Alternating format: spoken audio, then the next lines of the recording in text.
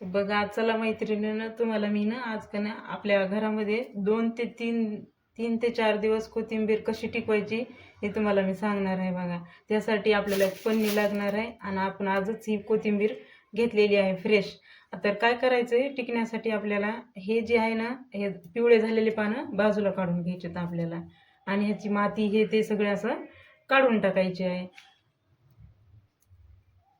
आणि हे सगळी साफ करून घ्यायची आहे. बघा आपली आता मी सगळी साफ करून घेत आहे. बघा ज्यांच्याकडे फ्रीज नसतात त्यांच्यासाठी म्हणजे 4 दिवस चांगली राहते. बघा कोथिंबीर ही अशी पूर्ण साफ करून घ्यायची. याच्यातलं गवत असेल तर ते पण बाजूला काढून ठेवायचं आपल्याला.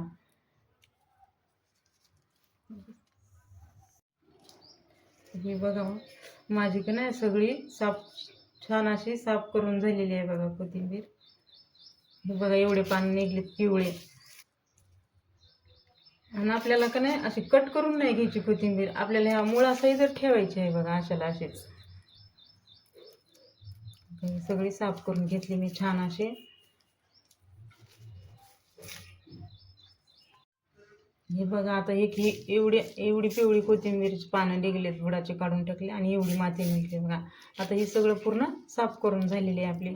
आणि आता आपल्याला काय करायचंय, आता ही पन्नी आहे ना आपले, तर त्याच्यामध्ये आपल्याला ना हे अशी ठेवायचे आहे, आणि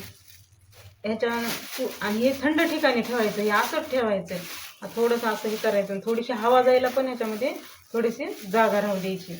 आणि ही आपली 3 दिवस कोथिंबीर टिकणार आपल्याला. आणि पण ज्यावेळेस आपल्याला याच्यातली जी काढू घ्यायची ना, त्यावेळेस आपल्याला ही धुवून यूज करायची आहे. बघा, आणि ही कोथिंबीर अशीच राहते ताज्याला ताज्या.